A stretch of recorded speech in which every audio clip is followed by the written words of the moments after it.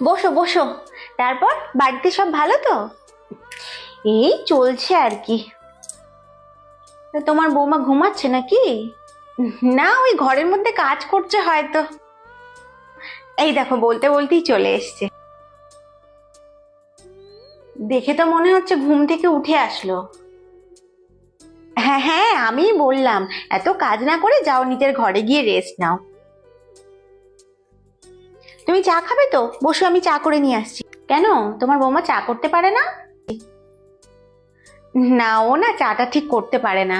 বাবা, চাটাও করতে পারে না? পারে না, শিখে যাবে। সবাই কি আর সবকিছু পারে নাকি? তা বলে চা। আসলে কি বলতো, ও পড়াশোনার জন্য সবসময় বাইরে থাকতো তো, তাই রান্না বান্নার প্রতি ওর ঝোঁকটা একটু কম। তুমি ঘরে যাও।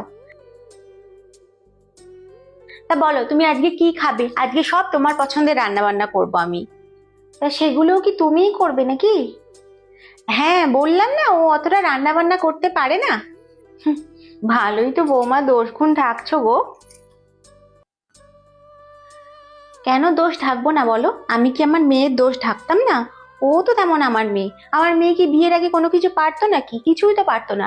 বিয়ের পরে গিয়ে সব শিখেছে। এখন সংসারে সব কাজ বাজ করছে, সবকিছু পারে। ও এখন তেমন পারে না। পরে ধীরে ধীরে পৃথিবীর সব শিখে যাবে। সব ছেলের অত কিছু মায়েরা আর যদি বললে তো হয় এইভাবে না। ভাবতেন তুমি বসো, আমি আসছি। তাহলে কোনো মেয়েকে শ্বশুর বাড়ি গিয়ে চোখের জল ফেলতে হতো না।